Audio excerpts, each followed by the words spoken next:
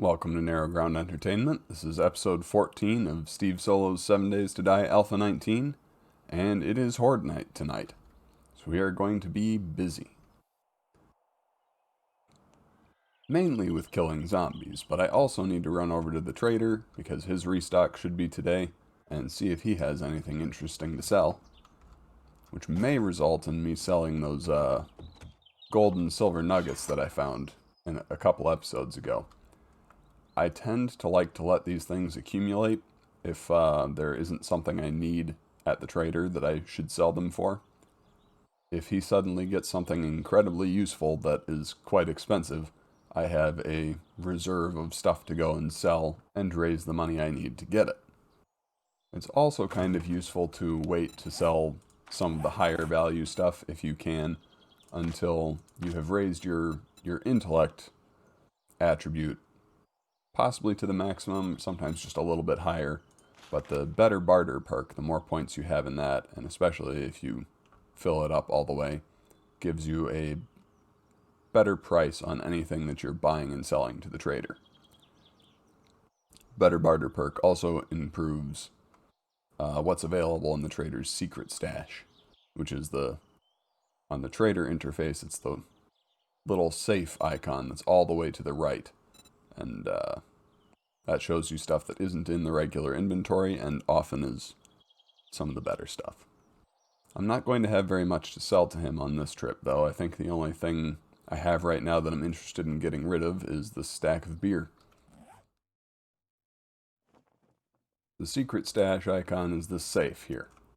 That's where the good stuff is. So let's just see what's in there today. Let's see, quite a bit of ammunition, an iron crossbow, which I can't afford, but if you have a preference for archery or for sneaky characters, actually, the crossbow is kind of your best bet. This has better damage and a extra buff to damage when you're sneaking. So it's possible that if I find one of those, I may already have found one. Possibly I should start carrying it around with me. He also has a book from the Night Stalker series that I have not read yet. But let's see what's in the rest of this. Okay, the only other thing he has is the schematic for military fibers. Military fibers are useful, but I'm nowhere near the point of being able to craft them yet, really. So I think the only thing I'm going to buy from him is the Night Stalker book. There is a foregrip mod. I think I'm going to buy that as well. It's a mod for firearms that I like quite a bit. I'm not sure if I have any firearms right now that it would be desirous to put on, except maybe the marksman rifle, and I think my marksman rifle already has one. But it's worth keeping an extra one lying around. There's also another cheapo AK-47 here. I think I will go ahead and buy that because, as we know from a previous episode, we get 3 machine gun parts and 30 rounds of 7.62 ammunition for breaking it apart. Let's close Hugh's doors for him. Go ahead and read that. And scrap that. There, now we have even more ammunition for tonight. Not that we were likely to run out anyway. After a quick check, I actually noticed that my marksman rifle does not have a foregrip mod on it. It has a bipod and a rad remover mod right now. I think I'm going to remove the rad remover and add the foregrip because the rad remover mod, while very useful later on, is not that useful to me right now because I have not been encountering any radiated zombies yet. If a particular mod doesn't really offer you a benefit at the moment and you have one to replace it with that does offer you a benefit, you might as well do that. So there. We will, of course, however, not get rid of the rad remover mod. We will store it away for future use. And actually, I already had a foregrip mod in here, so I could have done this a while ago. Now, what I tend to like to do on the day before Horde Night, if I'm already prepared for Horde Night, as I am today, is go pick a structure to raid. So that's actually what I'm going to do right now. And unless I get there and discover that I have already raided it, I am going to do this big house here. Because it just kind of stuck out. Let's see if I can find a way in that doesn't involve breaking down the doors. Oh, there's a ladder up to the roof, so there's probably a way in up there. Or I could break in the back doors. Let's go up to the roof first. Yep, there's a hole in the attic. What is on top of the... I've never seen that before. Not sure what it is. Might have to go up there later and see if I can find out. Now, are there any zombies in here? Yep. Oh, whoops. It's okay. Okay, here are some stairs down into the rest of the house. Sure to be zombies behind at least one of these doors. Like him.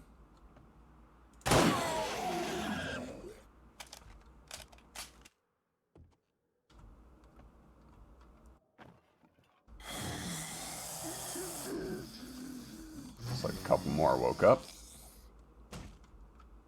Why is there a... This does not make sense to me.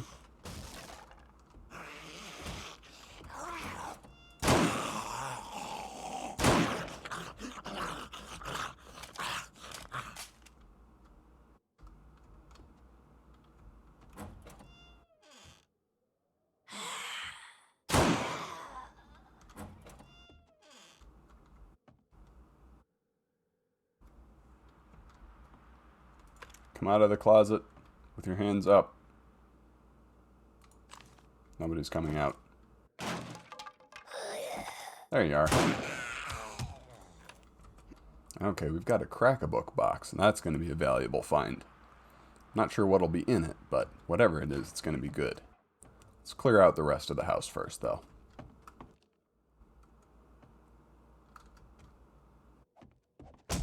Ah! Not sure where she came from. Ooh. That was a lot of ammo, and a lot of money, too.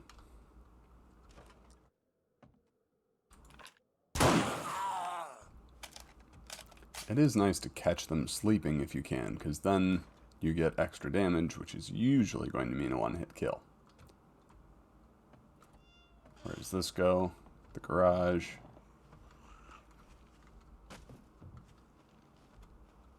Almost certain to be somebody up there. Yep, there he is. He wasn't the only one, though.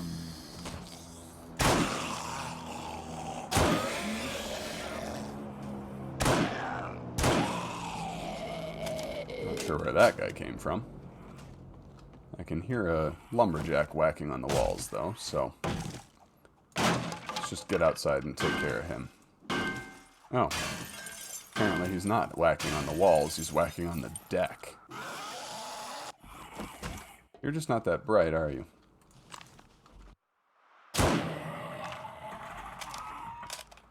Takes care of him.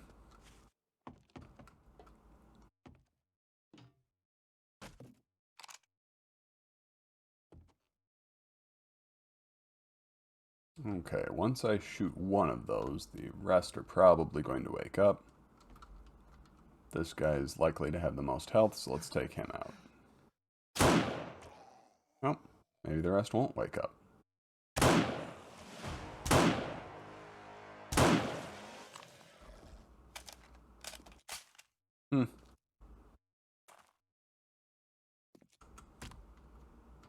So much for having difficulty with the goodie room at the end of the level. Ammunition and some useful mods.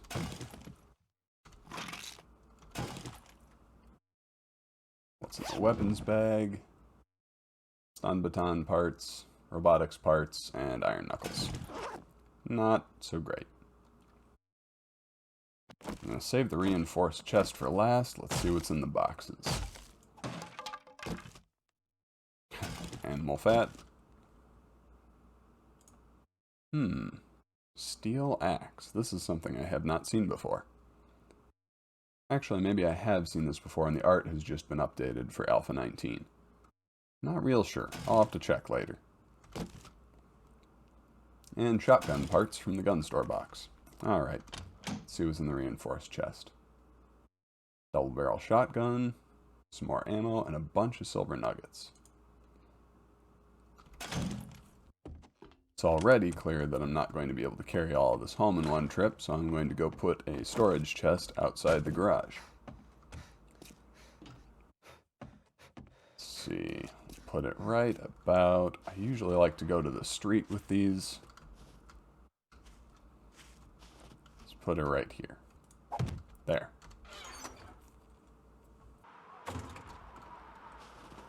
Alright, let's resume looting. I'm actually going to take a quick run through top to bottom of all the bookcases that I have seen so far. Let's see if we get anything interesting out of those. With so many in this house, I have to imagine we're going to get at least one thing that was worth having. Magnum Enforcer Volume 1 we already have, but an Iron Spear schematic, that's useful. This bookcase. Schematics for the Hunter mod, we already know how to craft that, so that's a bit unfortunate. What's in these two? Double barrel shotgun schematic, already know that. Here we go. Magnum Enforcer Volume 7 and Bar Brawling Volume 5. Let's see what's in those. Magnum Enforcer 7 reduces the amount of stamina that you use when you're sprinting with a 44 Magnum drawn. Useful if I ever find one of those. And Bar Brawler Volume 5 is Adrenaline Healing, which heals a hit point every time you punch when you're in combat. Which would be useful if I were a brawler type, but I don't think I'm going to be doing much, if any, of that. It's always nice to collect books, but it doesn't look like I got anything that I was particularly looking for out of the books in this place. Ah well, better luck next time. Lastly, let's see what's in this weapon bag that was hidden back here. A machete, steel sledgehammer, and a bunch more shotgun parts. I'll have to see how useful the machete actually is. I think even a pretty low-level machete is better for gutting and fighting than a hunting knife. We'll have to test that out next time I have something to gut.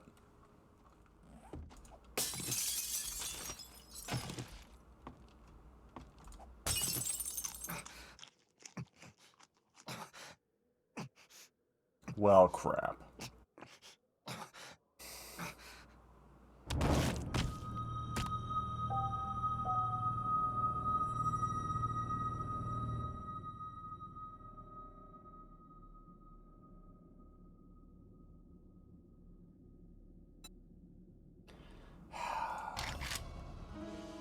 Okay, well, that went poorly. That was just a stupidity thing. Alright, what just happened to me there is crushed glass in this game is like something you can actually eat. And eating it is basically suicide. So what I did there was accidentally commit suicide. The action for punching something and the action for eating is actually the same. I had one inventory slot left. I punched that mirror, which gave me broken glass, which was something that I didn't have any of in my inventory at the time. And then I went to punch the one above it, and since the broken glass I had just got wound up in the slot that my hands were currently on, instead of punching the other mirror, I ate the glass. So, yeah, now I have to go back and get my stuff, and then get to the pillars before it's Horde Night. So, this is going to be more interesting than I was anticipating. I'm just going to grab all of my ammunition right away. Bring all of that with me. Because chances are at this point I will be going straight from that house to the pillars. It was already getting later than I should have been out looting. Okay, I made it back to my collection of crap.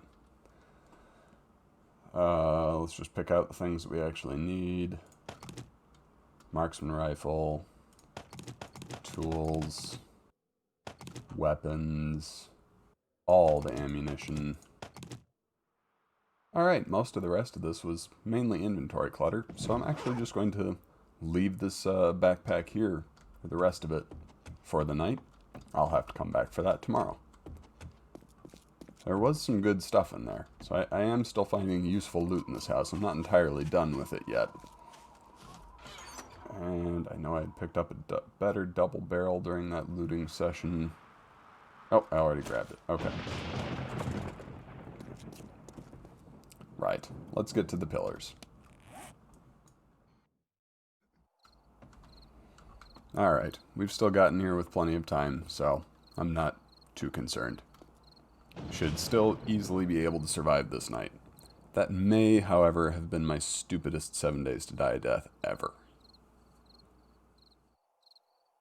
One useful thing I found in that house that I'm going to quickly mention before the zombies start running up is 2 more pumpkin seeds.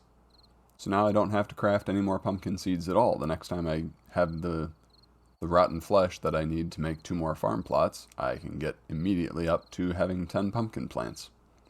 Which, given my new reliance on pumpkin pie, I am definitely pleased about.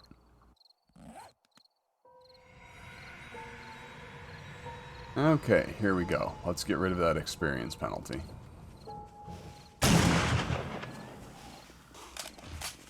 Quite the crowd of them over here.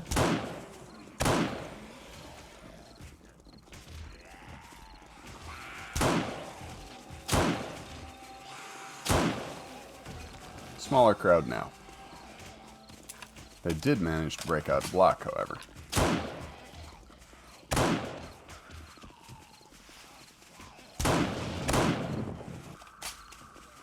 We're going to want to take him out.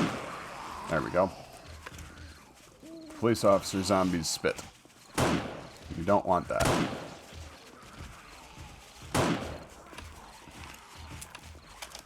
The spitter zombies are the ones that most frequently take out one of my wood frame blocks that I'm standing on and cause me to fall into the zombies below. And that is not a desirable outcome. I just got rid of my experience penalty from my last death. I don't really want another one just yet. I really hope that rather silly death right before Horde Night is not going to cost me gaining a level tonight. Because it very well could. There's actually a lot of these. I'm going to try out the assault rifle.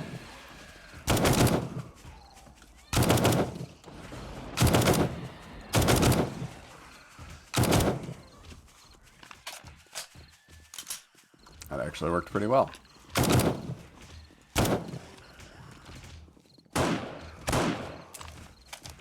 More of you. Come on. There we go.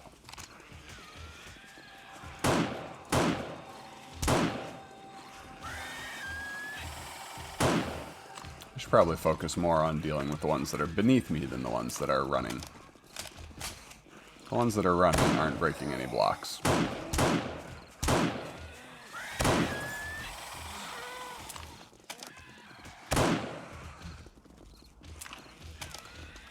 Nope, I just saw green particles. Which means spitting zombie. Where is he? There he is. These also explode.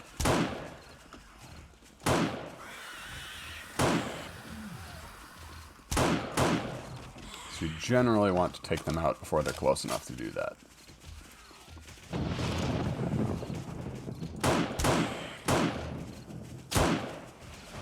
Hey, it looks like my stupid death didn't cost me a level up tonight.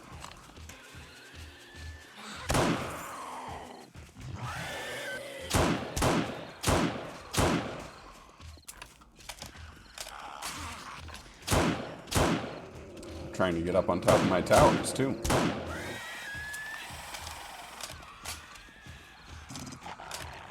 Yeah, you just sit down there, dog. I'm gonna try to not kill you until the end if I can. I'm not gonna leave him until the end, though. Oop. Yeah, that's the spitter effect. Don't want that.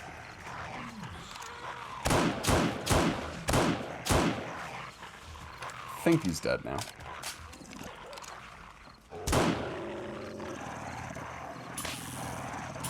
Ah, crap. And this is why you keep repair kits with you on Horde nights. Sometimes your gun runs out of durability. It's also why you bring multiple guns.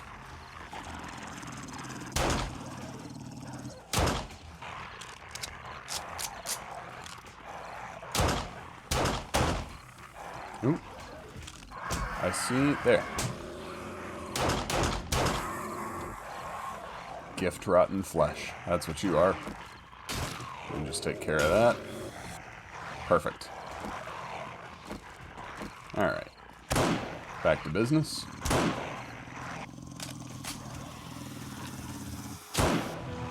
Hey, it's daylight now. Which means that zombies should stop spawning, and I've actually managed to keep these zombie dogs alive all night. Which means I can kill them now and go harvest rotten flesh from them.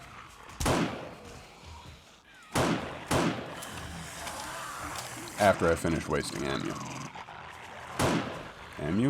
Ammunition.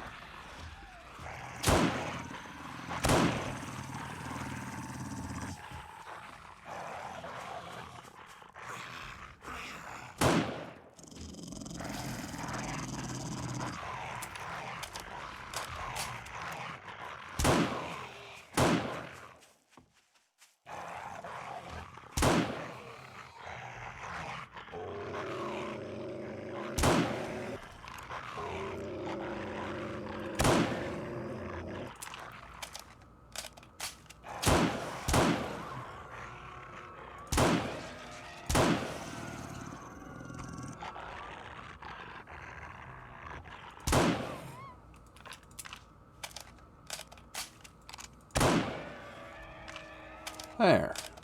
That's all the dogs dead. All the zombies gone. Let's get down there and get our farm plots. I mean, rotten flesh.